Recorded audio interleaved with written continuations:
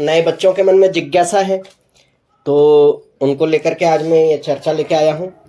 साधना के विषय में वो जानना चाहते हैं साधना किस प्रकार की जाती है। देखिए, जो लोग हमेशा से साधना कर रहे हैं उनके लिए कोई विशेष बात नहीं है, परंतु जो नए लोग होते हैं उनके मन में बहुत तरह तरह की जिज्ञासा और भय भी होता है और उन्हें कोई नियम आदि पता नहीं होते।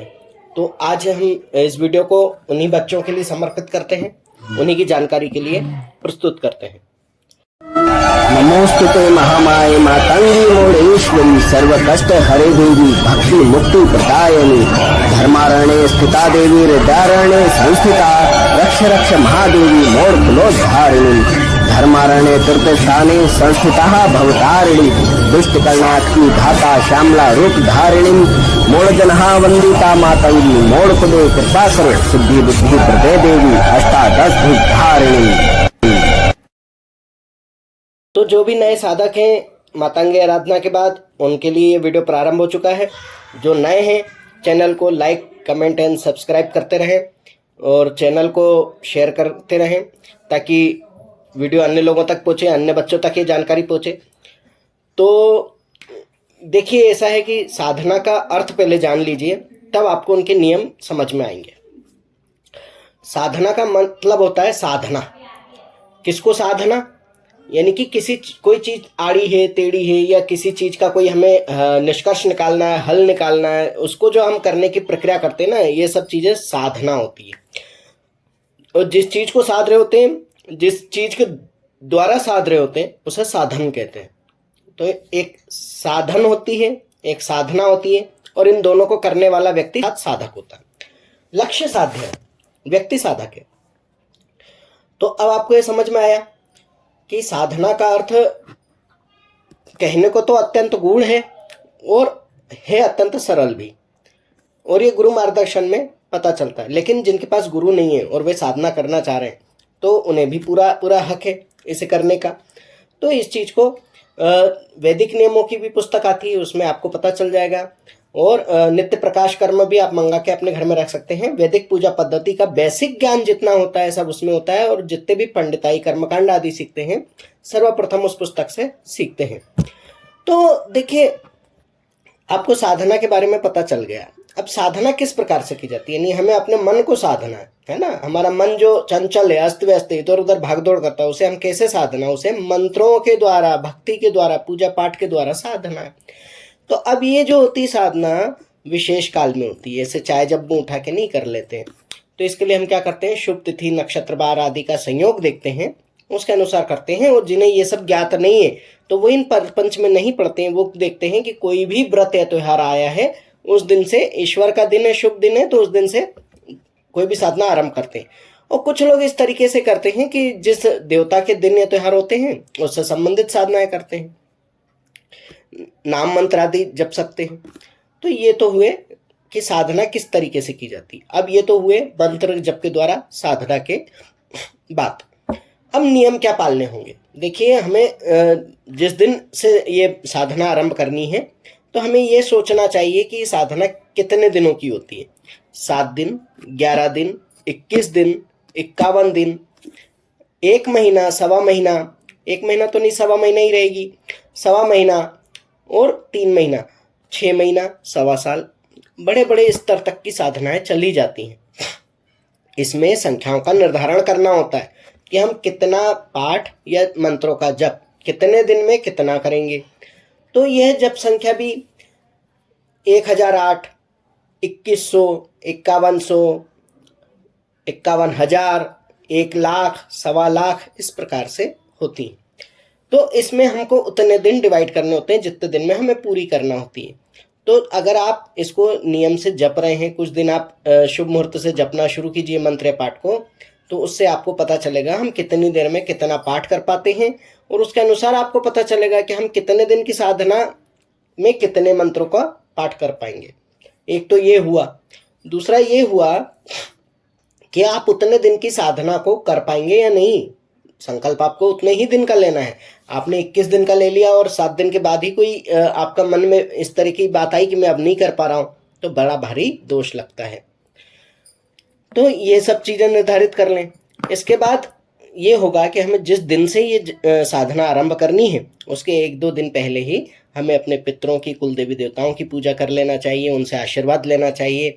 और जिस भी देवता को आपने इष्ट बना रखा है या जिस देवता की आप साधना कर रहे हैं, उन्हीं से हमें अपने मंत्रों, अपने संकल्प की रक्षा के लिए निवेदन करना चाहिए। उनके चरणों में ये निवेदन करना चाहिए कि मैं इस दिन से ये साधना करने वाला हूँ या करने वाली हूँ, और इस दिन से मुझे इस तरह का आपका सहयोग चाहिएगा। ये मैं इस क्षेत्र में नया हूँ, मुझे आपके आशीर्वाद और प्रोत्साहन की आवश्यकता पड़ेगी। इस प्रकार से हम निवेदन कर सकते हैं। अपने नाम गोत्र का उच्चारण कर दें और हाथ में जल लेकर के उसे छोड़ दें। इसे संकल्प माना जाता है। मुख्य दिवस जिस दिन आप साधना आरंभ करेंगे, उस दिन जिस देवता के जितने मंत्र और जितने दिन करने का आपने संकल्प लिया है, वो हाथ में जल अक्षत लेकर के इस प्रकार से ही उनसे भी निवेदन करके आपको पुनः से छोड़ना है कि मैं आज से आरंभ कर रहा हूँ, इतने दिन में इतना जप करूंगा और ये मेरा संकल्प है। ये तो हुआ संकल्प। अब आपको कहा जाता है कि जब आप साधना करेंगे तो आपको व्रत या उपवास रखने होंगे। तो आपको व्रत और उपवास का अंतर भी समझना होगा। व्रत और उपवास में बड़ा ही भेद है। लोग इन्हें एक ही समझते। व्रत का अर्थ होता है नियम। हमने क्या नियम लिया है? मैं एक समय भोजन करूंगा, मैं दोनों समय भोजन करके करूंगा, मैं बिना भोजन किए करूंगा, मैं भोजन के साथ जल ग्रहण करूंगा, मैं सिर्फ जल पे रहूंगा, मैं जल भी ग्रहण नहीं करूंगा, आदि आदि आदि। ये सब क्या होते हैं? व्रत होते हैं, है ना। कि मुझे फलाहार करना है, मुझे अन्न खाना है, एक समय खाना है, 2 समय खाना है, मुझे फलाहार में कौन सा नमक यूज़ करूंगा। फलाहार में सेंधा यूज़ किया जाता है, पर कुछ लोग समुद्री नमक भी खा लेते हैं अज्ञानतावश, तो वे उस प्रकार का वहाँ बोलते हैं। तो ये तो रही व्रत की बात। उपवास क्या होता है? उपवास का अर्थ होता है अपने इष्ट आराध्य के समीप स्वयं को स्थापित करना या उनके निकट अपने आप को जानना। आप चाहे जहां रहो, आपके इष्ट आराध्य का स्मरण आपको है। तो एक तो ये चीज हो गया उपवास का अर्थ। दूसरा ये होता है कि उपवास में भोजन आदि के व्रत नहीं लिए जाते, उसमें आपको अधिकतर निराहार ही रहना होता है। जल या फ्रूट के रस वगैरह पे उसको रहते हैं, या फिर फलाहार के नाम पर सिर्फ फल लिए जाते हैं, क्योंकि फल का आहार ही फलाहार होता है। हम बाकी चीजें तो फलाहारी बोल देते हैं, ठीक है। तो उपवास में एक वह उपवास होता है। तो अधिक दिन की साधना हो तो व्रत ही धारण करना चाहिए, व्रत के अनुसार अपना नियम लेना चाहिए। तो ये तो हुए व्रत और उपवास। अब उसमें भोजन कैसा होना चाहिए? तो देखिए, बेसिक नियम ये है, लहसुन प्याज किसी भी भोजन में नहीं होता है। उसके अलावा जिस देवता की हम आराधना कर रहे हैं, उन्हें क्या चीजें, क्या वस्तुएं प्रिय हैं, तो वह आपके भोजन आदि के नियम में आड़े ना आती हो, जो उनको भोग लगा सकते हैं। भोग तो आप उनको लगा सकते हैं उनकी सारी प्रिय चीजें, लेकिन जो चीजें आप प्रसाद में ग्रहण नहीं कर सकते, आप उनको लगाने से बचिए, ताकि बाद में आप प्रसाद ले भी सकें, उसको प्राप्त कर सकें। जैसे आप साबूदाने की खिचड़ी खा रहे हैं, तो आप भोग में वही रख दीजिए, यह तो सभी देवताओं को प्रिय रहेगी। आप कोई भी फल निवेदन कर सकते हैं। किसी देवता विशेष को विशेष चीज प्रिय होती है, जैसे हनुमान जी को मोतीचूर के लड्डू, श्री भैरव जी को कोई भी प्रकार का लड्डू अच्छा लगता है, खासतौर से उनको चूरमे के लड्डू, राजगरे के लड्डू अच्छे लगते हैं। इस प्रकार से हम उनको निवेदन कर सकते हैं। तो ये चीजें निर्धारित करती हैं कि हमारे देवता, हम किसकी साधना करने जा रहे हैं और उन देवता को क्या प्रिय है, उन्हें किस तरह के वस्त्र या रंग प्रिय हैं। आमतौर पर लाल वस्त्र और रुद्राक्ष की माला से कोई भी साधक जाप कर सकता है, और सभी साधनाएं उस लाल आसन पे हो जाती है और रुद्राक्ष माला के साथ हो जाती है।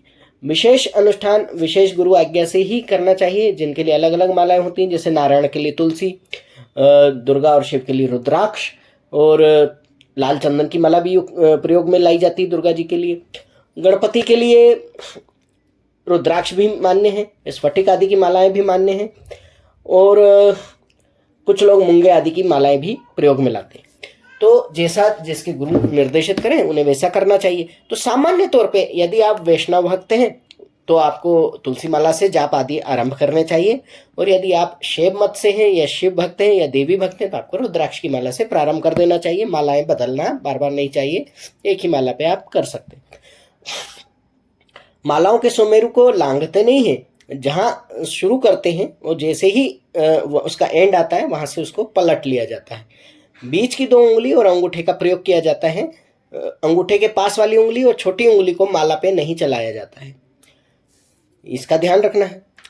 आसन हमें बिछा लेना है साफ शुद्ध जगह पर।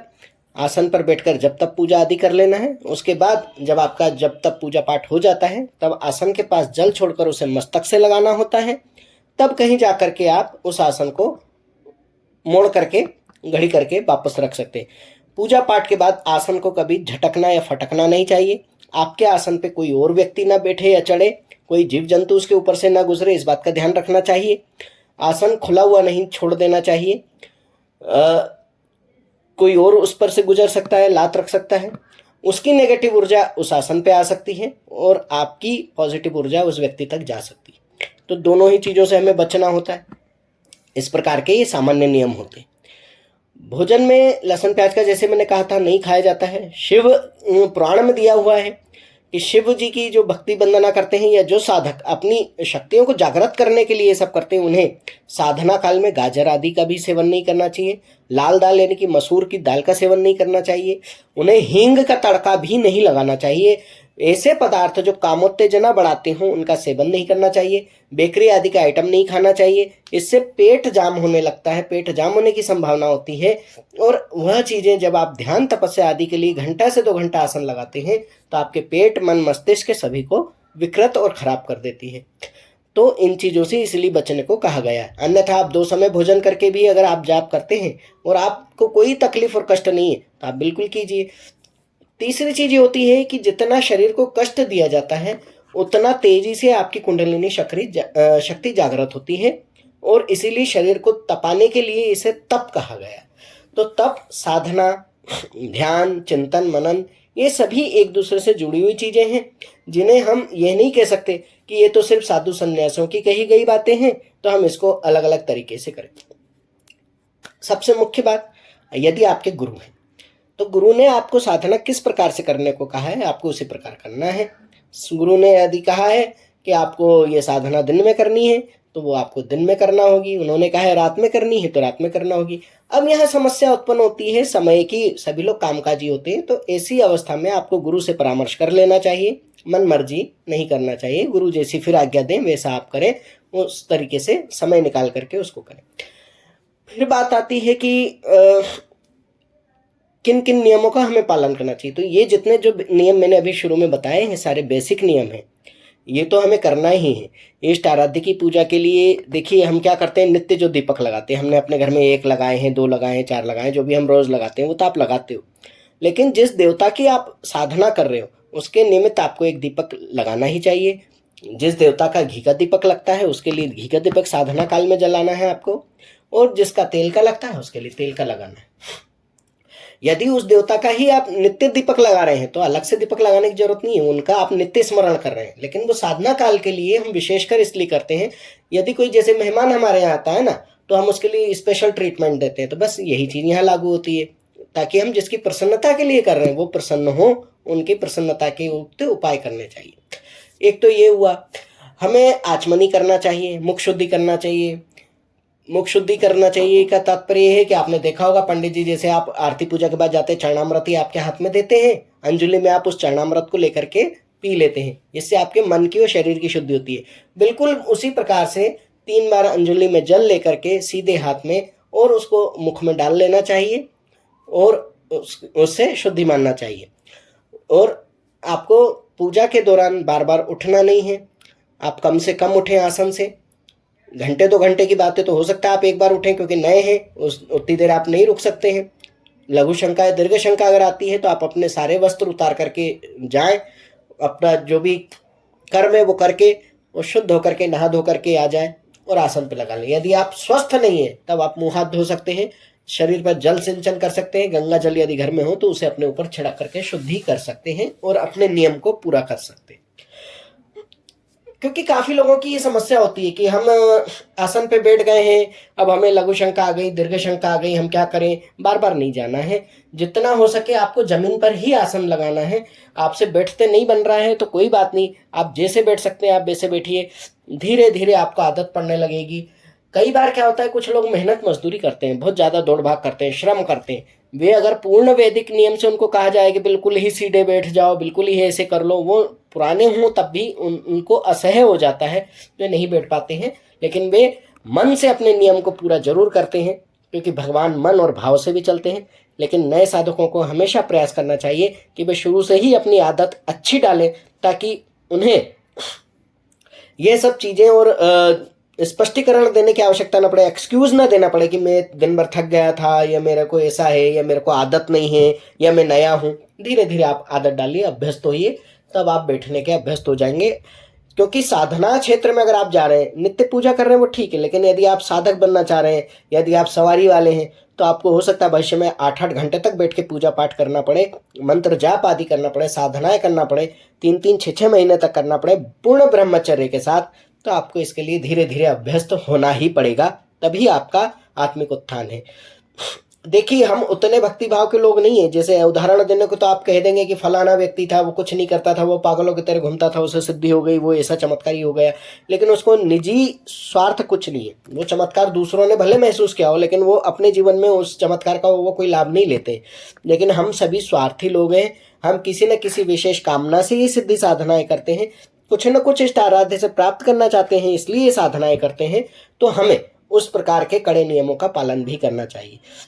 और दूसरी चीज ये होती है, साधना के समय पर, जिन दिनों में साधना चल रही हो, आपको अपनी साधनाएं, क्या मंत्र जाप या पाठ कर रहे हैं, किस प्रकार कर रहे हैं, कितना करेंगे, गुरु भाई बहनों, गुरु के द्वारा बताए हुए हैं। गुरु भाई बहनों को तो पता होता है कि आप सभी मिलकर एक साथ करें, क्योंकि आजकल सोशल मीडिया के जमाना है, ग्रुप्स होते हैं, उसमें सभी को एक साथ मिलती है जानकारी, इसलिए सभी को पता होता है। पहले क्या होता था, गुरु जब शिष्यों को सिद्धि के लिए बुलाते थे, तो वो किसी भी शिष्य को एक साथ नहीं बुलाते थे, और यदि एक साथ बुला भी लिया तो उनके कान में मंत्र देते थे, या विशेष रूप से उनके हाथ में लिख करके अगर देना हो तो अलग अलग शिष्य को अलग अलग पर्चियां देते थे। और सभी शिष्य एक दूसरे को आपस में नहीं बताते थे कि मुझे गुरु ने क्या मंत्र दिया है। गुरु मंत्र के साथ तो आज भी ऐसा ही है, और यही नियम पालना भी चाहिए, अर्थात उसका जिक्र किसी से नहीं करना चाहिए। गुरु ने दे दिया, आपने ग्रहण कर लिया, वो गुरु का काम समाप्त हो गया। अब आपका काम है उसको सिद्ध करना, या उसके ऊपर मेहनत करना, यह आपका कार्य। तो इसी प्रकार साधनाएं सारी दी जाती थी, और आज भी दी जाती हैं, लेकिन ग्रुप में अगर दी जा रही हैं तो सबको पता होता है। मेरा उद्देश्य ये था बताने का। लेकिन वो चीज़ें हमें घर के बाकी सारे लोगों को नहीं बताना है कि मैं ये वाला पाठ कर रहा हूँ, ये इतनी देर चलेगा, इसमें इतना है, इसमें ये है, ये करने से ये होगा, ये बताया वो बताया। आप अपने गुरु के शिष्य हो, पूरा घर आपके गुरु का शिष्य नहीं है ना। गुरु मंत्र आपको मिला है, तो साधनाएं भी आपको करनी है। सवारी आपके ऊपर आ रही, पूरे घर के ऊपर नहीं आ रही है। उन्होंने गुरु धारण नहीं किए, ठीक है। बेसिक तो सबसे पहला ये हुआ, वरना फिर गुप्त चीजों का कोई आशय नहीं रह जाता। जिस प्रकार अनुभव छिपाए जाते हैं, उसी प्रकार क्या साधना की थी ये छिपाई जाती है। वरना सभी गुरु सार्वजनिक रूप से सार्वजनिक जगहों पर दिए रहे होते, और सभी सार्वजनिक तरीके से वो चीजें सभी लोग कर रहे होते, और हर कोई अपने घर में अपने आप में विद्वान हो गया होता। तो ये चीजें होती हैं। अब तीसरी चीज ये आती है कि ये चीजें हमें गुप्त रखना है, ये हमें नियम से करना है, ये सारा कुछ हो जाता है, ठीक है। अब इसके बाद आती है कि हम किसी के घर का नहीं खाना पीना इन दिनों में। उसका कारण क्या है? देखिए, जब आप किसी के घर जाते हैं तो उसकी जो उसके यहाँ जो अन्न आ रहा है वो किस स्रोत से आ रहा है, उसका स्रोत क्या है? वो पाप की कमाई है, पुण्य की कमाई है, खून खराबी की कमाई है, किसी के लूट खसोट की कमाई है, उसका सारा फर्क आपकी साधना पे पड़ता है, उस सिद्धियों पे असर पड़ता है। जैसा अन्न वैसा मन, यानी कि उनका दूषित अन्न है तो आपके मन को वो दूषित कर देगा। अगर जिस व्यक्ति का आप भोजन कर रहे हैं उसके कमाने वाले लोग या बनाने वाले लोग कामुक प्रवृत्ति के हैं, तो आपके अंदर भी काम वासना की वृद्धि अधिक हो जाएगी ऐसे घर का भोजन करने के बाद। तब आप अपनी साधना पूर्ण रूप से निष्काम भाव से नहीं कर पाएंगे।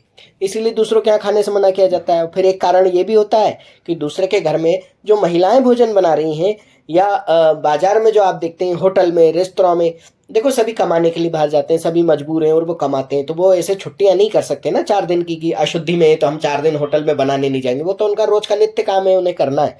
शादियों में रसोई करने जो जाती हैं महिलाएं, उनका रोज का काम है, उनको उससे थोड़ा बहुत पैसा मिलता है, रोज शादियां नहीं होती है, तो वो कमाने जाते हैं। लेकिन आपकी साधना में तो दोष लगता है, तो ये ख्याल आपको रखना है। आप उनको नहीं कह सकते कि आपने क्यों बनाया, आप क्यों बनाने आए हैं, या ऐसा खाना हम आपके हाथ का नहीं खाएंगे। नहीं, हम उन्हें नहीं कह सकते। हमें अपने मुंह को रोकना है, अपने मन को रोकना है। हमें क्या करना है, हमें जो भी नियम व्रत संकल्प आदि लिया है उसके अनुसार अपना नाश्ता जो भी आपको बाजार से मिल सकता है, शुद्ध रीति से मिल सकता है, वो लीजिए, वरना अपने घर से रख के ले जाइए। आप 2-3 दिन के लिए जा रहे हैं तो जाहिर सी बात है, अगर अनुष्ठान कर रहे हैं तो आप 2-3 दिन के लिए बाहर जाएंगे नहीं।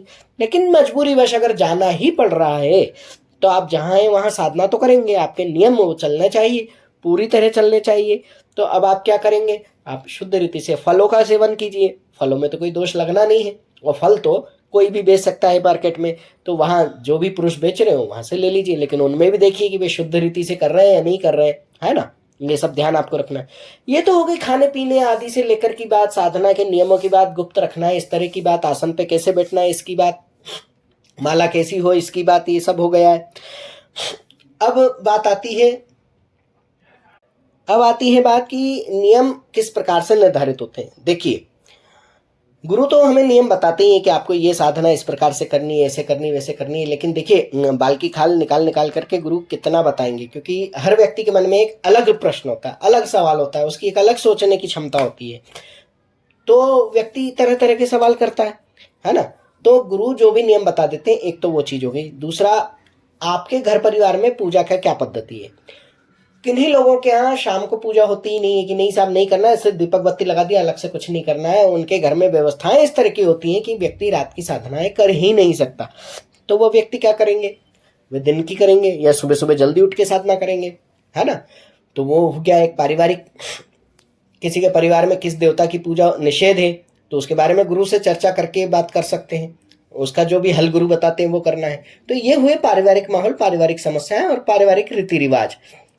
अब कुछ लोगों क्या, जैसे पूजा में उबला हुआ अनाज चढ़ता है या सिर्फ फल चढ़ते हैं या फिर पूरा नैवेद्य चढ़ता है, तो उस हिसाब से उन्हें अपने यहाँ की रीति निभाते हुए भोग आदि रखना चाहिए। ये हुआ। फिर एक चीज आती है कि आपके क्षेत्र में क्या रिवाज चलते हैं, क्षेत्र के अनुसार भी होता है। तो आपके क्षेत्र में जो रिवाज चल रहे हो, जैसे मान लो 2 दिन त्योहार है, या जैसे सावनवासी महाराष्ट्रियन मराठी कैलेंडर में 15 दिन का फर्क होता है। तिथियों के हिसाब से देखा जाए तो 1 तिथि 2 तिथि हो जाती है। तो गुरु ने कह दिया है कि आपको पूर्णिमा से ये चीज करनी है। श्रावण का जैसे मैंने उदाहरण दिया, उन्होंने कहा श्रावण के फला दिन से ये चीज आपको करनी है। तो गुरु ने कह दिया है आपको श्रावण के लिए, लेकिन आपके घर में श्रावण किस दिन से आप मान रहे हैं, किस दिन से उस मंथ को मान रहे हैं, किस दिन आप आपके घर की तिथि को ले रहे हैं। अमावस अगर 2 हैं तो आपके घर में कौन सी मानी जाएगी, पहले दिन वाली या दूसरे दिन वाली। आपके घर में जो मानी जाती है आपको उसके अनुसार उस पर चलना पड़ेगा, तभी आपको उत्तम फल देगा। और इसके बाद भी अगर संशय है तो फिर आप गुरु से आज्ञा लें। तो इस प्रकार से नियम होते हैं। फिर हमारे मन में ये शंका आती है कि क्या हम बाहर चाय पी लें, बाहर हम जूस पी लें, हम लस्सी पी लें, हम शरबत पी लें, हम दिन भर भूखे नहीं रह सकते। भाई सीधी बात है ना, नहीं रह सकते, दोनों टाइम खाना खाओ। लेकिन उपवास और व्रत के संकल्प लेने के बाद दिन भर कुछ न कुछ खाते पीते रहना आपकी हानि करता है। ये रहा भोजन संबंधी। मन को नियंत्रित करने के लिए आपको जमीन पर सोना चाहिए। जमीन पर सोने से आपको भूमि के भी कुछ तत्व प्राप्त होते हैं। भूमि पर सोने का अर्थ ये नहीं है कि आप कुछ बिछाए ना, आप कुछ चादर दरी आदि बिछा सकते हैं। बहुत आरामदायक गद्दे आपको यूज नहीं करना चाहिए। हाँ, कोई शारीरिक समस्या है और डॉक्टर ने आपको कहा है तो उसके हिसाब से आप उसका पालन करें, क्योंकि शरीर स्वस्थ रहेगा तब तो साधना काम आएगी, है ना। तो ये चीजें होती हैं। हमें अधिक बकवास नहीं करना चाहिए। हम हर किसी से ये बात वो बात करने लगते हैं और बात करते करते करते करते या तो झगड़ा होता है या फिर कुछ अपशब्द हमारे मुंह से निकलते हैं जिनके हम अभ्यस्त होते हैं। हमें इन सभी चीज़ों से बचना चाहिए, मुख शुद्धि रखना चाहिए। अन्यथा क्या होगा, जब आप जप कर रहे होंगे, पाठ कर रहे होंगे और आपको उसमें ध्यान में आप जाने लगेंगे, जब कुछ दिनों बाद आपको ध्यान की अवस्था आने लगेगी, तब आपका यही मन जो अवचेतन रूप से ये सब आप दिन भर करते हो क्रियाकलाप, आपको लगेगा कि हम सो गए हैं, लेकिन वो सब चीज़ें रिपीट करना शुरू कर देगा। उस समय या तो वो दृश्य रूप में दिखाई देंगी या आपको लगेगा कि हम मुंह से कोई पाठ या मंत्र पढ़ रहे हैं, लेकिन ये सब बातें मुंह से निकलने लगेगी। यदि आपके मुंह से हो सकता है गालियों का उच्चारण हो सकता है हंसी आ जाए, हो सकता है कोई बातचीत का आप जवाब दे दें और अगर आपको जब नींद टूटेगी या ध्यान से बाहर आएंगे तो आपको लगेगा अरे मैंने क्या किया।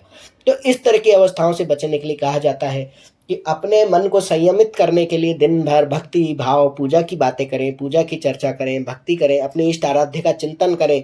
यूट्यूब तो बहुत बड़े माध्यम है, इस पे दिन भर भजन कीर्तन दुनिया भर के चैनल जो हैं आपको धार्मिक बातें सुनाते हैं, वो आप सब कर सकते हैं, सुन सकते हैं।